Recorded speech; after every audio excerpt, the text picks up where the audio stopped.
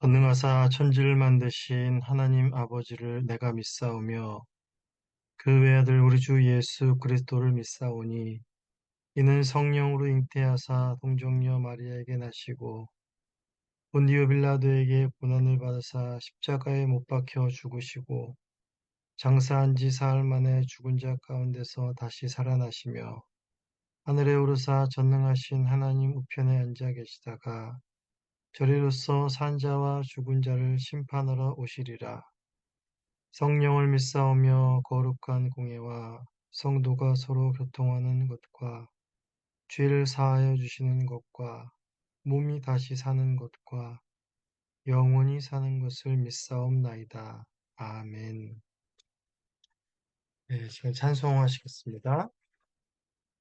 찬송은 찬송가 38장, 찬송가 38장, 예수 우리 왕이요. 찬송가 38장 1절, 2절을 찬송하시도록 하겠습니다.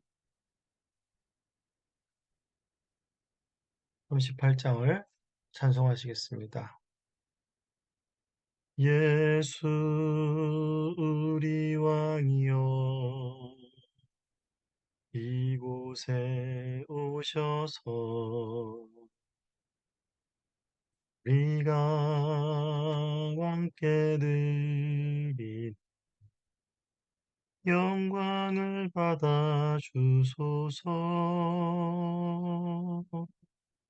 우리는 주님의 백성, 주님은 우리 왕이라. 왕이신 예수님 오셔서 좌정하사 다스리소서. 예수 우리 주시여 이곳에 오셔서 우리가 주께 드린 찬양을 받아 주소서. 우리는 주님의 종들, 주님은 우리 주시라. 주 되신 예수님 오셔서 이 찬양을 받아 주소서. 네, 네, 하나님 말씀 보시겠습니다. 하나님 말씀은 신명기 17장 14절에서 20절까지의 말씀입니다. 신명기 17장 14절에서 20절까지의 말씀을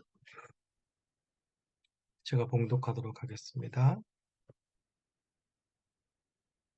내가 내 하나님 여호와께서 내게 주시는 땅에 이르러 그 땅을 차지하고 거주할 때에 만일 우리도 우리 주위의 모든 민족들 같이 우리 위에 왕을 세워야겠다는 생각이 나거든 반드시 내 하나님 여호와께서 택하신 자를 내 위에 왕으로 세울 것이며 내 위에 왕을 세우려면 내 형제 중에서 한 사람을 할 것이요 내 형제 아닌 타국인을 내 위에 세우지 말 것이며 그는 병마를 많이 두지 말 것이요 병마를 많이 얻으려고 그 백성을 애굽으로 돌아가게 하지 말 것이니 이는 여호와께서 너희에게 이르시기를 너희가 이후에는 그 길로 다시 돌아가지 말 것이라 하셨음이며 그에게 아내를 많이 두어 그의 마음이 미혹되게 하지 말 것이며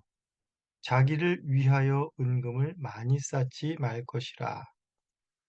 그가 왕위에 오르거든 이 율법서의 등사본을 레위 사람 제사장 앞에서 책에 기록하여 평생에 자기 옆에 두고 읽어 그의 하나님 여호와 경외하기를 배우며 이 율법의 모든 말과 이 규례를 지켜 행할 것이라. 그리하면 그의 마음이 그들의 형제 위에 교만하지 아니하고 이 명령에서 떠나 좌로나 우로나 치우치지 아니하리니 이스라엘 중에서 그와 그의 자손이 왕 위에 있는 날이 장구하리라. 하나님의 말씀입니다. 하나님께 감사합니다. 네, 오늘 본문을 통해서 이제 이스라엘의 왕이 선다는 것은 어떤 의미인가와 또 다른 나라와 다른 이스라엘의 왕의 특징에 대해서 한번 살펴보도록 하겠습니다. 그리고 또 왕에 대한 이 규례가 오늘날 우리와는 또 어떤 연관이 있는지를 또 살펴보도록 하겠습니다. 15, 14절에는 이제 그 이스라엘의 왕이 서게 되게 되는 그런 배경과 또 15절부터 20절까지는 그 왕에 대한 규례를 말씀하고 있습니다. 14절을 보시면 이제 이스라엘 백성들이 가나안 땅에 들어가서 이제 백성들이 왕의 필요성을 느낄 때가 있을 것임을 말하고 있는 것입니다.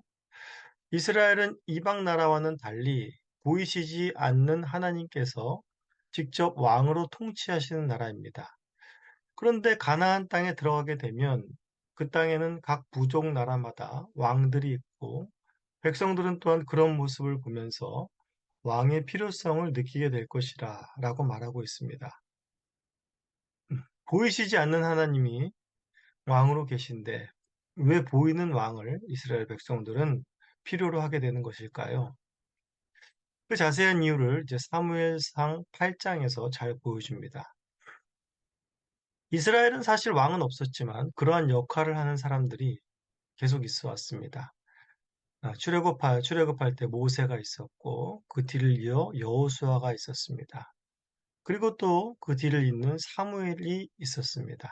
사무엘은 여호수아를 지나고 사사 시대라는 그런 패역하고 어두운 시대를 다시 밝히고 개혁하여서 이스라엘을 정의와 공의로 다스렸던 이스라엘의 또 사사요, 또 제사장이요, 또 왕 같은 직무를 행했던 자가 바로 사무엘입니다.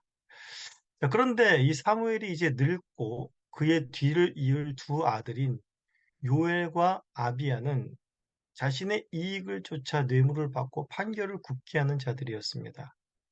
사무엘처럼 이스라엘을 정의와 공의로 다스리는 자들이 아니었다라는 것이죠. 이에 대해서 백성들이 사무엘에게 왕을 요구하게 됩니다. 그러나 이런 백성들의 왕을 요구하는 속내는 사무엘과 같이 정의와 공의를 행하는 왕을 세워달라라는 것이 아니었습니다. 오늘 본문에서도 말하고 있지만 우리 주위에 있는 모든 민족들 같이였습니다. 그들이 요구하는 왕의 샘플은 바로 이방 왕들이었다는 것이죠. 이스라엘은 이방 왕들의 권력과 힘, 그들이 보는 화려함을 아, 그의 샘플로 삼았습니다. 눈에 보이는 그것에 이스라엘 백성들은 마음에 빼앗기게 되는 것이고, 바로 그것을 신명기에서 미리 경고하여 말하고 있는 것이지요. 그리고 여기서 한 걸음 더 나아가서 사무엘상 8장 7절에 보시면 왕을 요구하는 이스라엘 백성들의 속내는 바로 하나님을 버려 자신들이 왕이 되지 못하게 하려는 악한 마음이 있었다라는 것을 알 수가 있습니다. 이런 배경들을 살펴본다면 이스라엘의 왕이 서게 된 그 이유는 백성들이 악한 생각에서 비롯된 것이며 하나님께서는 왕정이 서는 것을 원하지 않으셨는데 어쩔 수 없이 이스라엘 백성들의 그 청을 들어준 것이 아닌가 하는 의문을 갖게 됩니다. 표면적으로는 꼭 그렇게 돼서 왕이 서게 되는 것 같습니다. 하지만 이스라엘의 왕을 세우는 것은 이미 하나님께서 아브라함에게 약속한 것이었고, 하나님이 원하시는 하나님의 나라를 세우는 일에 있어서 또한 하나님의 정의와 공의가 실현되는 일에 있어서 가장 중요한 일이었습니다. 창세기 17장 7절을 보시면 내가 너로 심히 번성하게 하리니 내가 내게서 민족들이 나게 하며 왕들이 내게로부터 나오리라 라고 말씀하셨습니다. 하나님께서 아브라함을 통해서 하나님 나라를 세우기 위한 일을 시작하시는데 이 나라를 세우기 위해서 하나님은 중요한 세 가지 약속을 하십니다. 바로 첫 번째는 아브라함의 씨를 번성케 하리라는 민족에 대한 약속입니다. 이는 바로 출애굽을 시키면서 이스라엘 민족이 200만이나 되는 자손으로 번성케 하심으로 인하여 부분적으로 또한 이루어졌고 두 번째로는 이스라엘과 함께 거하실 약속의 땅, 즉 가나안을 주신다는 것인데 이건 역시 이제 여호수아 때 어느 정도 이루는 것입니다. 그리고 마지막에 이루실 것이 바로 왕에 대한 약속입니다. 땅과 백성들을 다스릴 정의와 공의를 실현할 왕의 약속은 그 어떤 약속보다 중요한 것입니다. 이 왕의 약속이 중요하다는 것은 다윗 언약을 통해서 더욱 분명하게 나타납니다.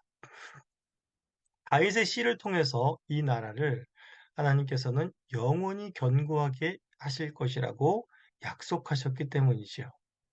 그리고 결국 그 왕, 이스라엘을 영원히 경고케 할 그 왕은 예수 그리스도께서 오심으로 온전히 성취가 되는 것입니다. 그러하니 이스라엘의 왕이 서는 것은 하나님이 싫어하시는 것이 아니라 도리어 미리 계획하신 하나님의 뜻이며 단순히 백성들의 요구에 의해서 어쩔 수 없이 들어준 것이 아니라는 것을 알 수가 있습니다. 그렇기 때문에 이제 15절부터 20절까지 이어지는 왕에 대한 규례도 백성들의 요구는 들어주되 왕을 세우는 규칙은 내가 정하겠다 라는 정도의 타협점으로 말씀하신 것이 아님을 알 수 있습니다. 이 규례는 바로 왕을 세우는 것은 철저한 하나님의 주권이며 선택임을 알아야 합니다. 그래서 15절에서 왕은 반드시 하나님이 택하신 자로 이스라엘 중에서 세워야 한다고 첫 번째로 명시하고 있는 것입니다. 그러면서 이제 하나님께서는 왕이 하지 말아야 할 세 가지를 먼저 규례로 말씀하십니다. 첫 번째로는 왕은 병마를 많이 두기 위해서 애굽으로 돌아가지 말아야 된다라고 말하고 있습니다. 그리고 둘째로 왕은 아내를 많이 두지 말아라 라고 하십니다. 그리고 셋째로 왕은 은금을 많이 쌓지 말라라고 말하고 있습니다. 병마와 아내, 은금 이 모든 것은 인간의 마음을 하나님으로부터 떠나게 하는 유혹거리입니다. 세상 왕들에게 있어서 이 병마와 아내, 은금은 모두 왕의 힘과 권력을 상징하는 것입니다. 이것이 많을수록 강력한 왕권이라는 것을 보여주는 표가 되는 것이지요. 그러나 이스라엘의 왕은 자신을 드러내려고 자신의 힘을 과시하려고 이런 것을 많이 가질 필요가 없습니다. 오히려 저런 것을 많이 가질수록 하나님으로부터 떠나 자신이 왕이 되려 하는 교만에 빠질 수 있음을 경고하고 있는 것입니다. 하나님께서 하지 말라 한 일을 다 행한 왕의 대표적으로서 솔로몬이 있다는 것을 우리는 잘 알고 있습니다. 결국 솔로몬은 그가 가진 모든 부유함으로 인해서 교만에 빠지게 되었고 결국 하나님을 떠나 범죄하게 되었다라는 사실을 우리는 잘 알고 있습니다. 바로 이러한 죄악 가운데 빠지지 않기 위하여서 왕은 반드시 율법서의 등사본을 평생 자기 옆에 두고 읽으라 하나님께서는 명하십니다. 왜 왕이 율법서의 등사본을 평생 자기 옆에 두고 읽어야 합니까? 그 이유는 바로 19절과 20절에서 말해주고 있습니다. 먼저 19절은 여호와 경외하기를 배우며 율법의 모든 말과 규례를 지켜 행하기 위함이다 라고 말하고 있습니다.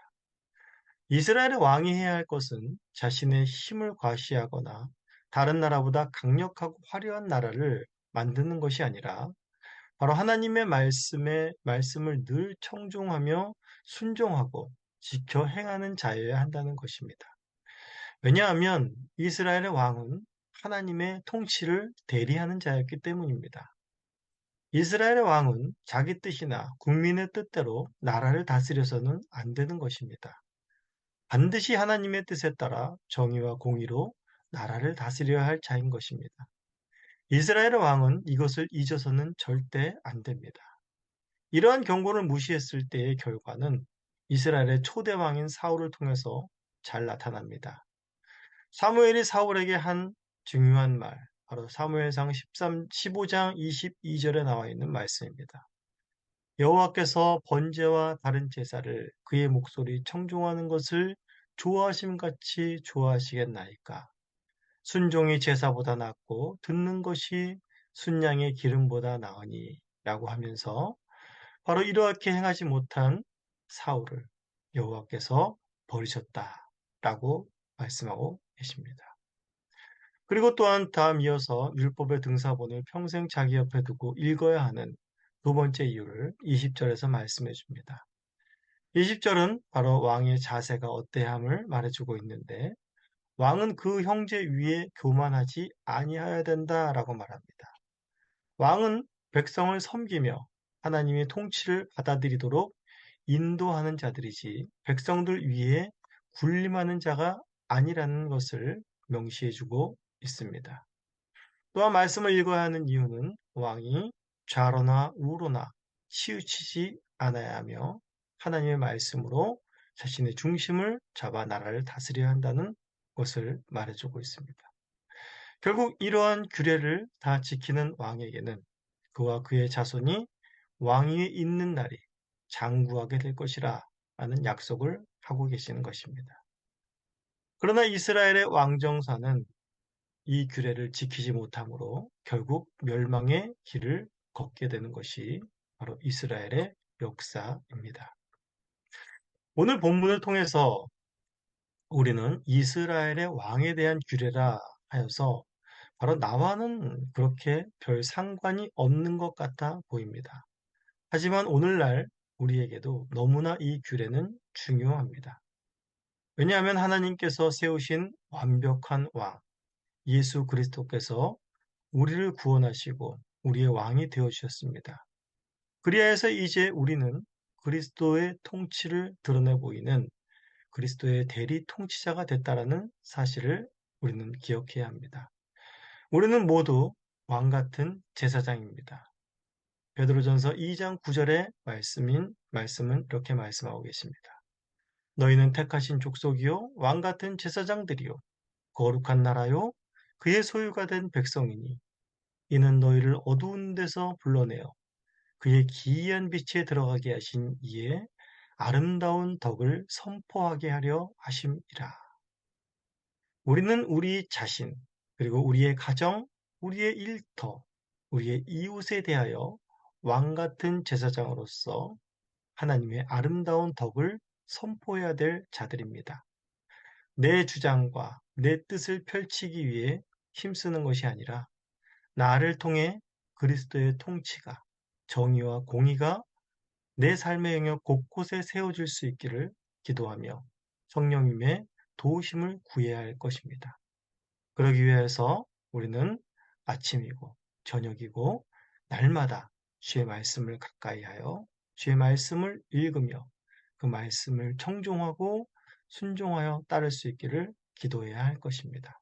오늘도 주님의 말씀과 동행하며 그 말씀으로 인하여 힘을 얻고 즐거워하는 저와 여러분들이 교우님들이 되시기를 간절히 소원합니다. 우리 시간 같이 기도하도록 하시겠습니다. 하나님 아버지 감사합니다.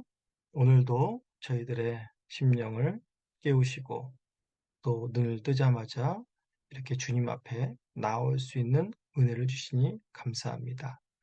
오늘도 주님을 바라보며 또한 주의 말씀을 대면하며 또한 그 주의 말씀을 심령에 새기고 그 말씀으로 인하여서 오늘도 힘을 얻고 그 말씀을 따르는 복된 즐거움을 누릴 수 있는 하루 되게 하여 주시옵소서.